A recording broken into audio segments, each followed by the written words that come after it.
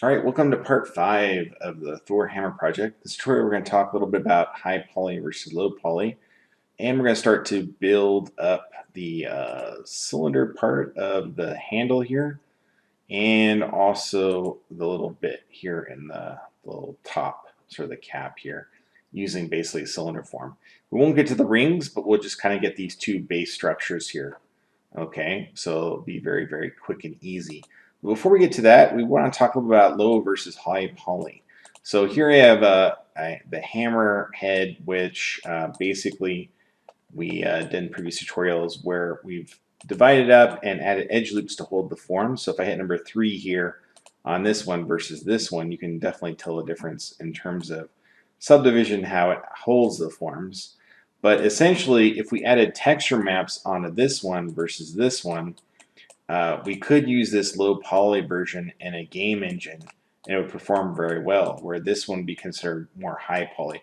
This really isn't that high yet. If we look at the actual polygon faces, you know, we have 448 for this actual one, I'm sorry, 448 was for the whole scene. Yeah, it's 418 for this one, 30 for this object here. So that's a big difference in the numbers here. And so basically we can use that. And if you Google low poly to high poly, which was what I did here, just Googled low poly to high for workflow, you can see several examples here. And I'll just click on one of these to kind of share. You know, basically here's a lower geometry version of this high poly mesh.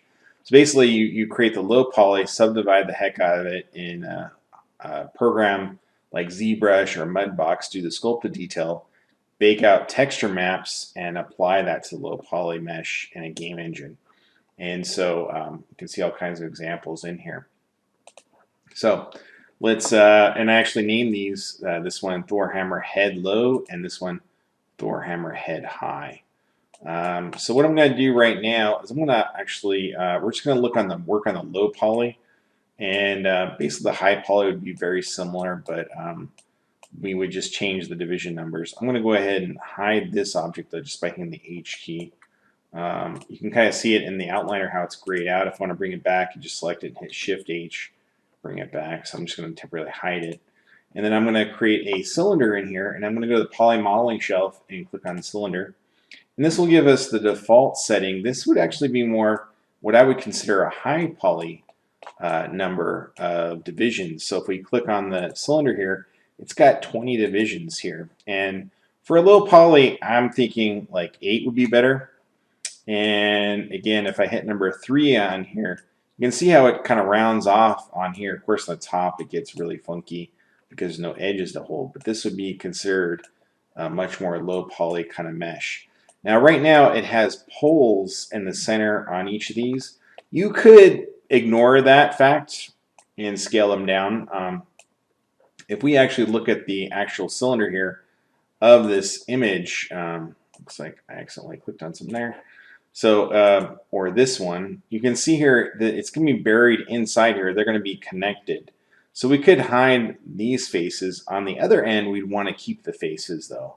So if for this handle here, so I could go into face mode here and drag over these faces, and then I can hold the control key and deselect the bottom, which basically just select that top here and just delete it and leave that deleted there. If I wanted to though and correct the flow here and get rid of the pole, I could delete these also at the bottom. And I'm going to quickly rotate around and show you why I might do that, because poles can be kind of problematic in Mudbox and in ZBrush, more so in Mudbox. But I can shift select these two faces here and I can bridge geometry across there. In my custom shelf here, I have the bridge tool set up here, right here, this little icon here. And I believe it's under, let's see, it's under Edit Mesh, or is it Mesh Tools? Sometimes it's kind of hard to find. It's under Edit Mesh. Here it is, the Bridge tool. So again, if you want to add that to your custom shelf, hold down Control and Shift on there. So I can click on Bridge and basically bridge across these two. So again, I'm going to select these two edges here, and I'm going to click on that Bridge tool there. And you can add divisions through here, but to be honest, I'm going to kind of keep it light here. I'm going to click on this edge. Now I could bridge across here, but I can actually just fill the hole since this is 4 sides. So it's under mesh. That took me a little while to find it. Here it is, fill hole. And again, I've made a little hotkey for that here, so I can just click that. And all you have to do is click one edge there, and then click on the fill hole, and that sort of makes that nice. And these are all 4-sided, which is really cool. Now I could add a line across here and here to make this a little bit neater, cleaner. And I'm going to do that using this tool here. It's the this one here. So it's under mesh tools. It's the multi-cut tool. And that one, basically the way it works, if you click on a point, you can then click on another point and then right click, and that will create a line along there and basically divide up that long polygon.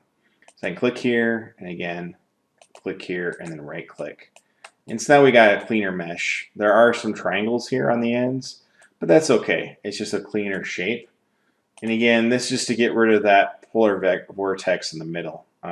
In terms of the application, it's just better that way. So again, I can go back to object mode, and now I have a clean mesh here. So the rest is basically about scaling. So I'm going to grab the center here, kind of scale down the size I'm thinking about. And this is like basically trial and error, just kind of scale up and, you know, getting something like that. And then just go back to the image and kind of see like, oh, let's see, that hammer distance. Again, we're not going to add those little loops on there. We're going to keep it very simple in the beginning here. Then I could rotate it. Be careful of modeling with rotation, though. You always want to rotate to a very number. So I'm rotating in the X value here. So if I add in -90, it'll be perfectly parallel to the side here, and that will be great for that hammer there. Now I can go back and try and scale a little bit more, and let's just kind of compare. I'm going to bring up Photoshop here. You can see handle does come out a little bit longer, it seems like, but I think the general shape of it is pretty close. I might scale it down just a smidge in terms of its width, and then scale it just a little bit. You can always go into vertex mode and grab these verts here and then just move it down however far you want to. So if you want to extend the hammer a little bit further, again, this is totally up to you in terms of distance. I'm just kind of gauging here. Looks like it's a little bit shorter, maybe something like that. Anyways, and then right click, go to object mode, and basically I have here, you know, a pretty good low version poly for this object. Now for the tip, I could basically duplicate this object. I'll just hit Control D, duplicate it, and I'm going to go ahead and scale the heck of it down so it's real kind of flat, and then I'll just rotate it again 90, and the rotate X 90 here. Here we go. So now I can bring that back to the front as the cap here, and it's sort of lined up exactly the same way. Now ultimately I might want to rotate it so it lines up centered, but basically I could now scale up the cap if I need to. Let's look at the reference real quick, and it's this view here.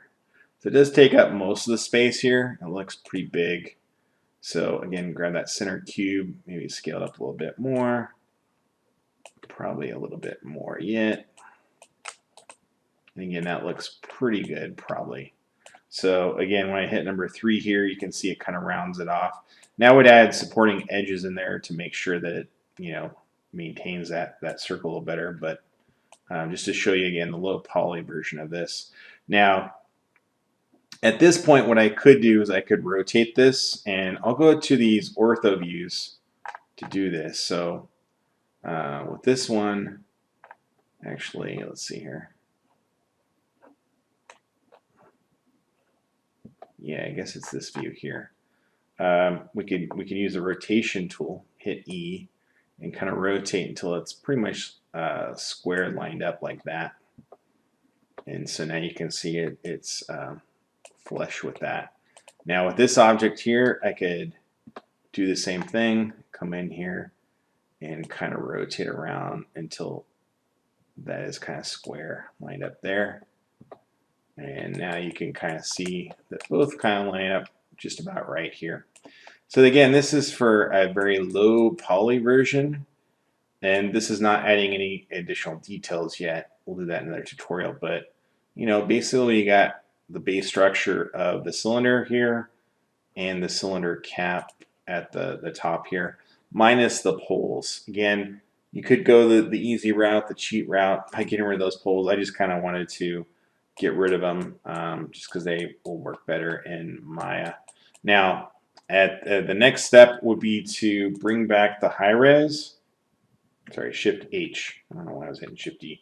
Shift D is to duplicate the mesh show. Shift D H is to bring it back, and here's the high res. And so we could basically repeat that same process with the cylinder. So I'll just show you real quick with that. We'd add the cylinder, keep it at 20, and then I could go in here and right click, grab faces, select these top faces, hold the control key to deselect everything else, delete that top because we won't need it, and then the bottom one, we could, if we don't want the pole, again, we could delete this. So it's going to require a little bit more work, but I do have those tools set up here. And basically I go to edge mode and I can select this edge, hold the shift key, select that edge, and do the bridge. And once I start one piece, I can hold the shift key, click on these, and hit the G key. G repeats any action. So yeah, pretty easy to do here. And hit G, and G. And again, I'm just holding shift key on those two edges and then hit G. And then the last one here, looks like we could click on one of these and just hit the fill hold, even though it would create a n-gon more than 4 sides. We'll fix that in a sec. And then hit fill hold there. And so now what I could do is add some edge loops that would go across using the multi-cut tool. So I'm going to click on that right there. And basically I'm going to click on this center line here, and then click here, and then right click to accept. And then click right here, and then click here, and right click to accept. So basically just going back across here, click here, right click to accept. And so I got nice square kind of polygons here. There's going to be a few triangles in here, and that's okay. I mean, I could leave it like right now. We have 4-sided here, and 4-sided here, and then a couple of tries in the end. But these are still kind of long polygons. So I would probably, finish this off on each of these edges just to make it a little bit cleaner.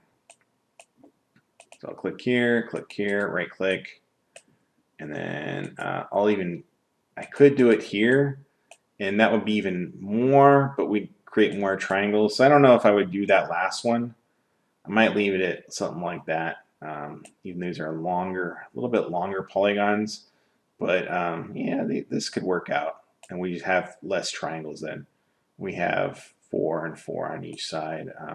It's up to you. You could go all the way. Maybe I will go all the way.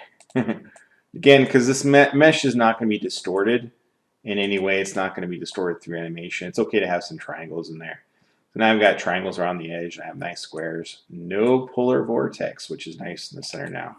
So that now, again, I could grab this object. I could start to scale it down, make it the correct size, stretch it out, repeat the same process, add that to the mesh. I won't finish this one in the tutorial, but basically repeating the same action, make sure it's lined up, rotated, and then duplicate it on the other end to get the high-res version of it. So the next tutorial, I'll show you the 2 versions, and then we'll continue to add additional detail. We'll add these little rings for the next thing. All right, until next time, see you soon. Cheers.